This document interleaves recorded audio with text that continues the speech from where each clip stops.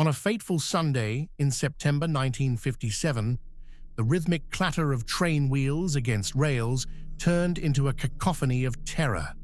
What began as a joyous excursion ended in a tragedy that would forever scar the heart of Jamaica.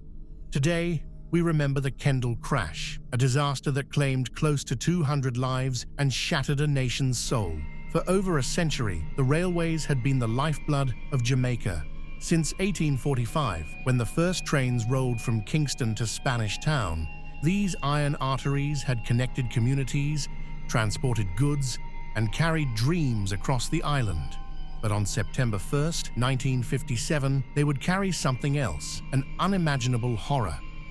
The day started like any other. Hundreds of members from the Holy Name Society of St. Anne's Roman Catholic Church gathered at Kingston Railway Station. Led by their pastor, Reverend Father Charles Earle, they were bound for Montego Bay, a day of fellowship and celebration ahead. But as the train departed, an ominous cloud hung over the excursion. Among the churchgoers were nearly 100 known criminals and troublemakers. The cars, designed to hold 80 passengers each, were crammed with 600 souls, more than double their capacity. As night fell and the train began its return journey, tension filled the air. Survivors would later recall the chaos caused by the criminals on board. One priest, sensing the disorder, ominously declared that the wrath of God had surely descended upon them. His words would prove tragically prophetic. At 11:30 p.m., as the sleeping town of Kendal, Manchester drew near, 3 piercing whistle blasts shattered the night. Within moments, the unthinkable happened. The train, now hurtling at terrifying speed, left the tracks. What followed was a scene of unspeakable carnage.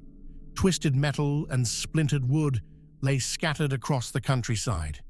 But far more horrifying were the human remains, bodies broken and lives extinguished in an instant.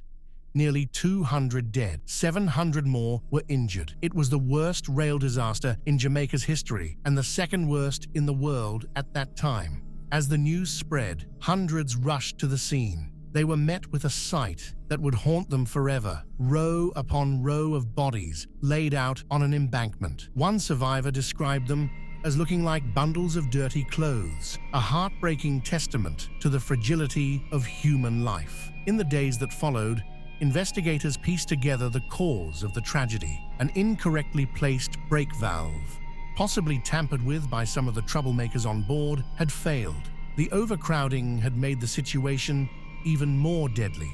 But beyond the technical failures lay a deeper wound. Trust in the railway system, once a symbol of progress and unity, was shaken to its core.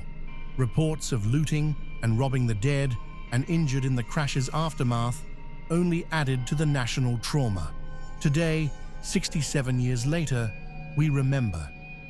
We remember the lives lost, the families torn apart, and a nation forever changed. The Kendal Crash stands as a somber reminder of the importance of safety, responsibility, and the value of every single human life. As we look back on this dark chapter of our history, let us honor those we lost by ensuring such a tragedy never happens again, whether on the rail or on the road.